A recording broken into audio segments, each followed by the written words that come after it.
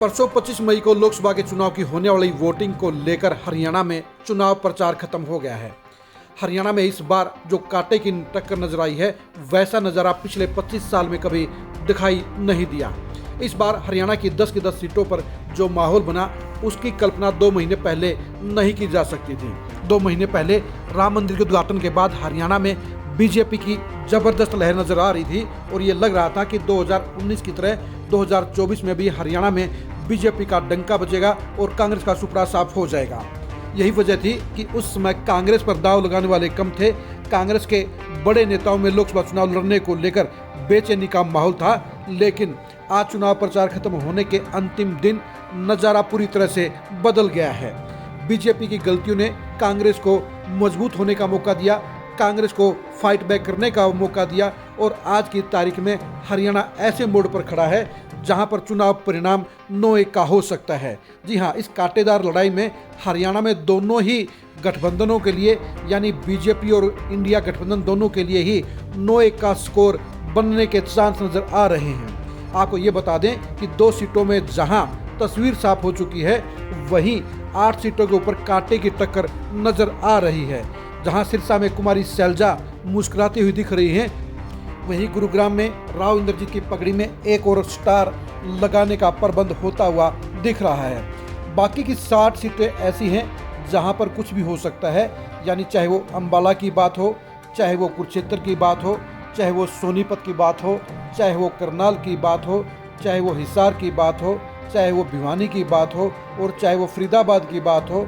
उन 8 की 8 सीटों को लेकर साफ तौर पर कहा जा सकता है कि यहाँ पर बेहद कांटे की टक्कर चल रही है। सबसे पहले आपको बताते हैं कि इन 2 महीनों में बीजेपी ने क्या गलतियां की और कांग्रेस को उसका फायदा कैसे मिला। बीजेपी के लिए मनोहर लाल खट्टर को सीएम पद से हटाकर उन्हें सुपर सीएम बनाना बिल्कुल नेगेटिव रहा। हरियाणा में इस समय नेगेटिविटी मोदी साहब की नहीं है, बीजेपी की नहीं है, बल्कि सबसे ज़्यादा नेगेटिविटी खट्टर साहब की है और शायद इसी नेगेटिविटी को ख़त्म करने के लिए बीजेपी ने खट्टर साहब को हटाकर नायब सैनी को मुख्यमंत्री बनाया था। लेकिन बीजेपी ने इस दौर में, इस निर्णय में सबसे बड़ी गलती ये कर दी कि ताज तो सैनी साहब के सिर पर रख दिया, लेकिन पावर खट्टर साहब के हाथ में रही। हरियाणा के लोकसभा चुनाव में खट्टर साहब सुपर सीएम बने रहे और खट्टर साहब को देखते ही सबसे बड़े वोट बैंक यानी जाट वोटरों में गुस्से का मिजाज, गुस्से का पारा और भी हाई हो गया, जिसके चलते हरियाणा में पूरा चुनावी माहौल बीजेपी के खिलाफ हो गया। 8 सीटों पर बीजेपी के प्रत्याशियों को किसानों और जाटों के विरोध का सामना करना पड़ा। हरियाणा के इतिहास में पहली बार गांव में बीजेपी के प्रत्याशियों को एंट्री नहीं होने दी गई। हरियाणा में पहली बार जेजेपी के प्रत्याशियों को जगह जगह विरोध का सामना करना पड़ा और इसकी सबसे बड़ी वजह ये रही कि हरियाणा में बीजेपी के खिलाफ कहिए या खट्टर के खिलाफ सिर्फ जाट वोटरों और सरदारों ने ही आक्रामक होकर फील्डिंग करने का काम किया। कांग्रेस और आम आदमी पार्टी के प्रत्याशी सुशील गुप्ता को बिना मांगे किसानों कहिए या जाटों के कहिए वोट मिलते हुए नजर आए। उनके सपोर्ट में जाट और सिख वोटर साफ तौर पर मुखर होकर खड़े होते हुए नजर आए। इस दौर में सिर्फ अभय सिंह चौटाला ही कुरुक्षेत्र सीट पर दमदार तरीके से वो चुनाव लड़ते हुए नजर आए।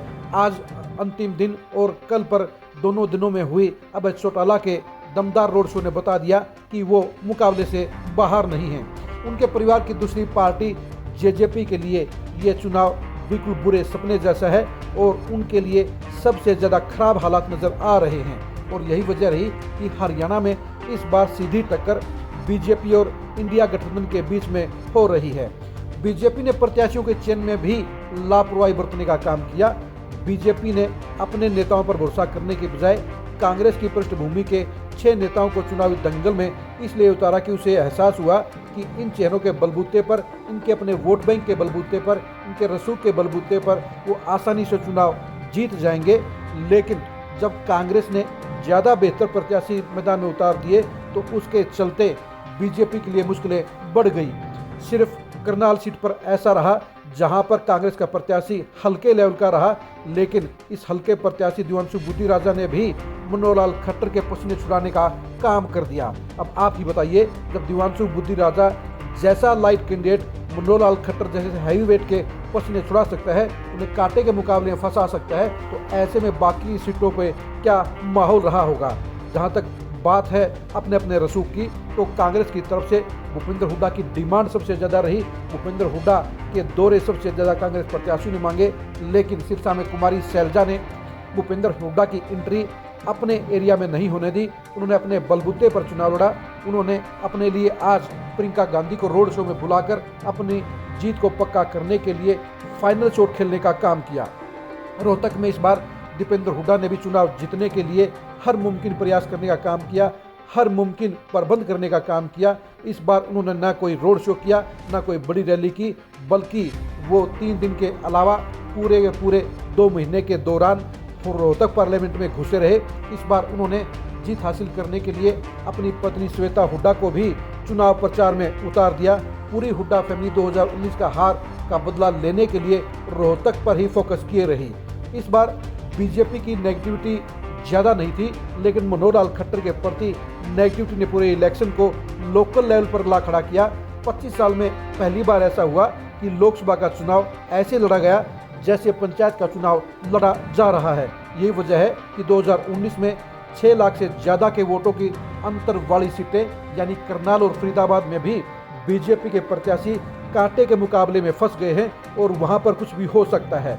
बीजेपी के प्रति ये नेगेटिविटी 2 महीने पहले बिल्कुल भी नजर नहीं आ रही थी, लेकिन कांग्रेस के प्रत्याशियों को मिला जाट वोटरों, सिख वोटरों और चमार वोटरों के अलावा मुस्लिम वोटरों का एक मुश्त समर्थन भारी भरकम बदलाव का प्रतीक साबित हुआ और उसने पूरे हरियाणा के चुनावी माहौल को बदलने का काम कर दिया।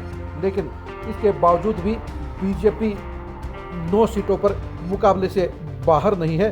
बीजेपी 9 सीटें जीत सकती है। दूसरी तरफ अगर कांग्रेस और एनडीए के प्रत्याशी गुप्ता के पक्ष में जाट वोटरों की और सिख वोटरों के अलावा चमार वोटरों की बम्पर पोलिंग होती है, तो ये एनडीए गठबंधन भी 9-1 का स्कोर कर सकता है। यानी दोनों ही खेमे आज इस दहलीज पर खड़े हैं जहां 9-1 का स्कोर मिल सकता है। अब देखने की बात यह रहेगी कि बूथ का मैनेजमेंट किस पार्टी का बढ़िया होगा, चुनाव का मैनेजमेंट किस पार्टी का बढ़िया होगा और कौन सा खेमा ज़्यादा से ज़्यादा अपने सपोर्टेड मतदाताओं को वोटिंग सेंटरों पर लाने में सफल हो पाएगा। बीजेपी के लिए अब लास्ट के दिनों में आरएसएस ने कमान संभालने का काम किया। जो ढिलाई चल रही थी उसके कारण अब बीजेपी की मदद करने के लिए ही आरएसएस को लास्ट में मैदान में कूदना करना पड़ा। आपको ये भी बता दें कि बीजेपी के लिए हालात इसलिए भी बदतर रहे क्योंकि बीजेपी के अंदर भी कई नेताओं ने गद्दारी करने का काम किया। कई नेताओं ने अपने अपमान का बदला लेने के लिए, कई नेताओं ने अपनी हाशिए की पॉलिटिक्स का बदला लेने के लिए, कई नेताओं ने खट्टर साहब से बदला लेने के लिए, उनकी रड़क निकालने के लिए भी अपने ही प्रत्याशियों को सपोर्ट नहीं की, जिसके चलते बीजेपी का चुनावी ग्राफ वो उतना नहीं उठा जितना उठना चाहिए था। ये हालात कांग्रेस के अंदर भी थे। कांग्रेस के अंदर भी 7 लोकसभा सीट के ऊपर खेमेबाजी साफ तौर पर नजर आई। एसआरके गुट के नेताओं ने सिर्फ सिरसा सीट पर फोकस रखा। इसके अलावा कुरुक्षेत्र सीट के अलावा एसआरके नेताओं को बुलावा भी नहीं भेजा गया, उनको स्टार प्रचारक के तौर पर इस्तेमाल भी नहीं किया गया। कांग्रेस के 40 स्टार प्रचारकों में से महज 6 स्टार प्रचारक ही अपने दायरे से बाहर निकले। यानी कि पूरी कांग्रेस की मुहिम भूपेंद्र हुड्डा के इर्द गिर्द रही। ये भी कह सकते हैं कि कांग्रेस के लिए इस बार इलेक्शन बेहद आसान इसलिए नहीं रहा क्योंकि उनका चुनाव इस बार जाट और सिख वोटरों ने लड़ने का काम किया। उनको सपोर्ट पूरे तौर पर चमार वोटरों ने देने का काम किया।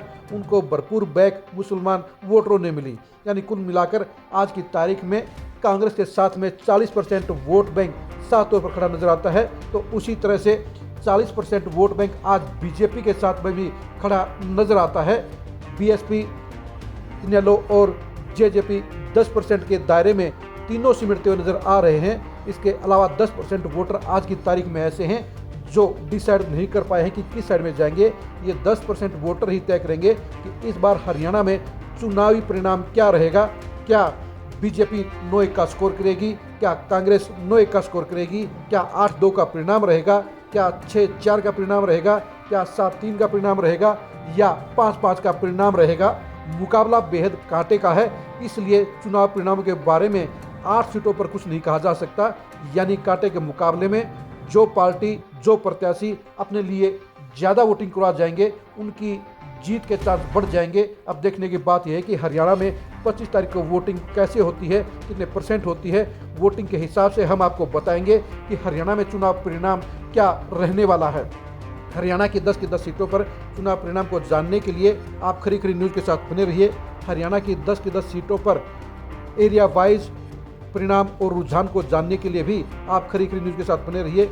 हरियाणा में भविष्य की सियासत को लेकर लोकसभा चुनाव के परिणाम के इम्पैक्ट को जानने के लिए भी आप खरी खरी न्यूज़ के साथ बने रहिए। आप हमारे फेसबुक पेज को फॉलो कीजिए, आप हमारे यूट्यूब चैनल को सब्सक्राइब कीजिए। नमस्कार।